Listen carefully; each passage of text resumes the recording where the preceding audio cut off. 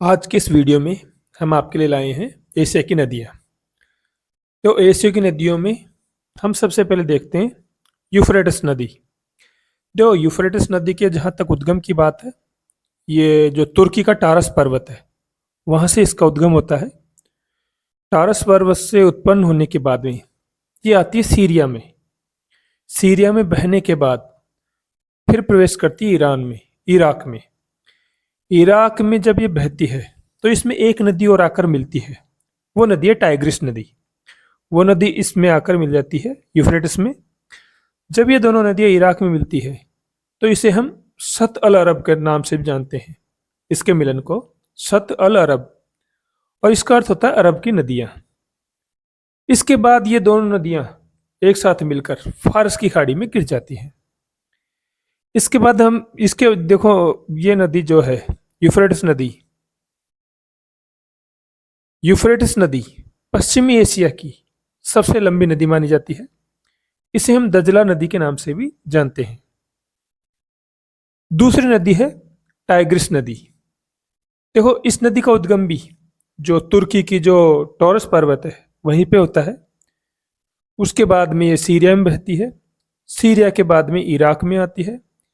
Iraq में एक और नदी यूफ्रेटिस नदी का टाइग्रिस नदी से मिलन होता है और फिर दोनों नदियां एक साथ मिलकर फारस की खाड़ी में गिर जाती है।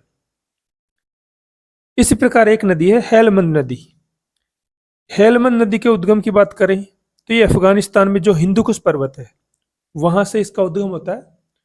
वहां से निकलकर अफगानिस्तान में बहने के बाद ये ईरान अफगान की सीमा पर एक झील है, ह्यूमन हेलमंद, उसमें जाकर ये गिर जाती है। अब देखते हैं एशिया की एक और नदी, अमू दरिया नदी। देखो, जो अमू दरिया नदी है ये मध्य एशिया के जो पामीर का पठार है वहां से उत्पन्न होती है। वहां से उत्पन्न होने के बाद ये अफगानिस्तान, उज्बेकिस्तान और तुर्कमेनिस्तान, इन देशों की सीमा बनाते हुए आगे बढ़ती है। इसके बाद ये उज्बेकिस्तान और तुर्कमेनिस्तान, इनकी सीमा बनाते हुए बहती है। और उसके बाद उज्बेकिस्तान में बहने के बाद अरल सागर में जाकर गिर जाती है। इसी प्रकार से एक नदी और है सिरदरिया नदी। देखो, सिरदरिया नदी भी वही मध्य एशिया की जो पामीर का पठार है वहीं से उत्पन्न होती है। उसके बाद में किर्गिस्तान में बहती है। किर्गिस्तान के बाद में आती है उज्बेकिस्तान में। उज्बेकिस्तान के बाद में जाती है ताजिकिस्तान में और फिर कजाकिस्तान में बहते हुए अरल सागर में गिर जाती है। एक नदी है जॉर्डन नदी। देखो, यह नदी सबसे पहले जॉर्डन में बहने के बाद सीरिया में बहती है। सीरिया के बाद बहती है इजराइल में। इजराइल के बाद बहती है फिलिस्तीन में और फिलिस्तीन के बाद ये मृत सागर में जाकर गिर जाती है।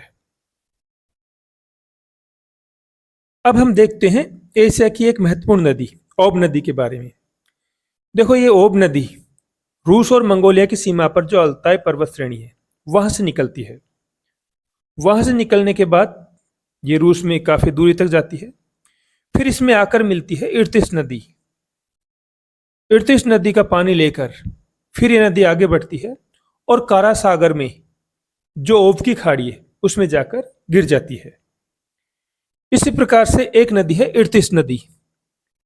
इर्तिश नदी की जहां तक बात करें, ये मंगोलिया जो देश है उसकी सीमा पर जो अल्ताई पर्वत श्रेणी है वहां से निकलती है। वहां से निकलने के बाद ये नदी चीन, कजाकिस्तान और रूस में बहती है। और रूस में ही इसमें एक और नदी, ये रूस में ही ये एक नदी ओब नदी में जाकर मिल जाती है। एक नदी है येनिसी नदी। येनिसी नदी की उत्पत्ति देखिए, जो रूस मंगोलिया की सीमा पर जो सयान पर्वत है उससे इसकी उत्पत्ति होती है।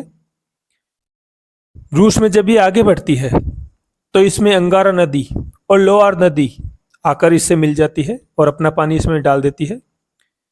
इसके बाद ये नदी रूस में आगे बढ़ते हुए जो कारा सागर की जो येनिसी की खाड़ी है उसमें गिर जाती है। एक नदी है लीना नदी।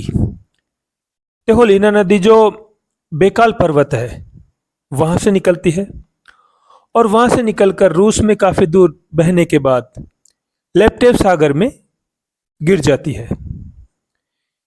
यह नदी रूस की सबसे लंबी नदी मानी जाती है। एक और नदी है अमूर नदी। देखो, जहां तक इसकी उत्पत्ति की बात है, ये मंगोलिया और चीन की सीमा पर स्थित जो पश्चिमी मंचूरिया की पहाड़ियां, वहां से उत्पन्न होकर चीन व रूस की सीमा बनाते हुए आगे बढ़ती है। उसके बाद फिर ये रूस में बहकर जो सखालिन द्वीप के पास में टार्टरिक की खाड़ी है, उसमें जाकर गिर जाती है। अब हम देखते हैं चीन की कुछ महत्वपूर्ण नदियों के बारे में। उनमें से एक नदी है हांगो नदी। देखो, हांगो नदी का जो उद्गम की बात करें तो ये जो कुनुकुल पर्वत है, उसकी एक बयान हर पर्वत श्रेणी है, वहां से इसकी उत्पत्ति होती है। फिर इसके बाद में ये लोएस के पठार से बहते हुए जो येलो सागर, पीत सागर है, उसकी बोहाई की खाड़ी है, वहां जाकर ये गिर जाती है। देखो, ये ऐसी नदी है जिसका अवसाद पीले रंग का होता है, इसीलिए इसका नाम येलो रिवर भी पड़ा है। बार बार ये क्या करती है, नदी अपना मार्ग बदलती रहती है, इसलिए इसके मार्ग में बाढ़ भी आती रहती है, इसलिए इसे हम चीन का शोक भी कहते हैं। विश्व में सर्वाधिक अवसाद इसी नदी के द्वारा लाया जाता है। जहां तक लंबाई की बात करें, चीन की है दूसरी लंबी नदी है और विश्व की छठी लंबी नदी मानी जाती है इसको। एक नदी है यांगत्से नदी, इसको हम यांगत्से सिकियांग भी कहते हैं।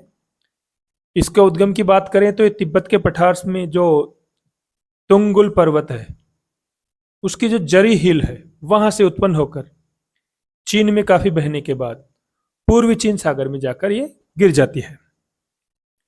इसे एशिया की सबसे लंबी नदी माना जाता है और विश्व की तीसरी लंबी नदी है। चीन देश में बहने के हिसाब से बात करें तो चीन देश की बहने वाली सबसे लंबी नदी है।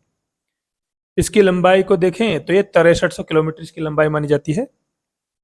इस नदी पर एक बांध भी बना हुआ है, थ्री गॉर्जेस बांध, जो विश्व की सबसे बड़ी जल विद्युत परियोजना है।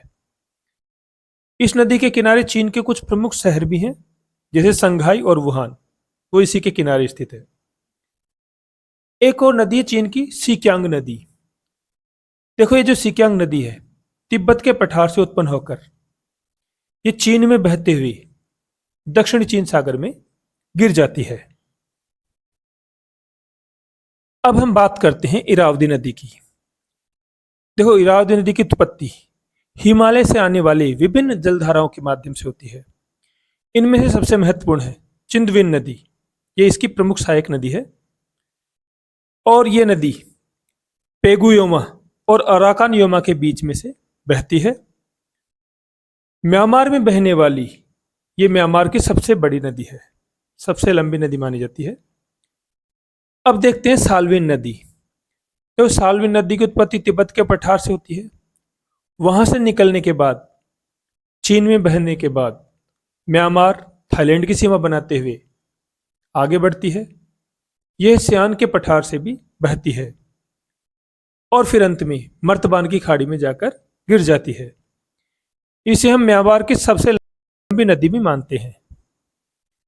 एक नदी है मेकोंग नदी। मेकोंग नदी की बात करें तो देखो, तिब्बत के पठार से उद्गम के बाद कुछ दूरी तक चीन में बहती है। इसके बाद यह नदी लाओस और म्यांमार की सीमा बनाती है। अब लाओस में बहने के बाद ये लाओस व थाईलैंड की सीमा बनाती है। फिर कंबोडिया में बहती है और कंबोडिया में बहने के बाद वियतनाम में डेल्टा बनाते हुए दक्षिण चीन सागर में गिर जाती है। कंबोडिया में इसमें एक नदी आकर मिलती है, तोनले सीप नदी, इसमें आकर मिलती है। एक नदी है चाओ फ्राया नदी। तो थाईलैंड में इसका उद्गम होता है और थाईलैंड में ही बहने के बाद ये थाईलैंड की राजधानी बैंकॉक से होकर दक्षिणी चीन सागर में जाकर गिर जाती है। एक नदी है लाल नदी। तो चीन में उद्गम के बाद वह बहने के बाद ये वियतनाम की राजधानी हनोई से होकर बहती है और फिर दक्षिणी चीन सागर में जाकर गिर जाती है।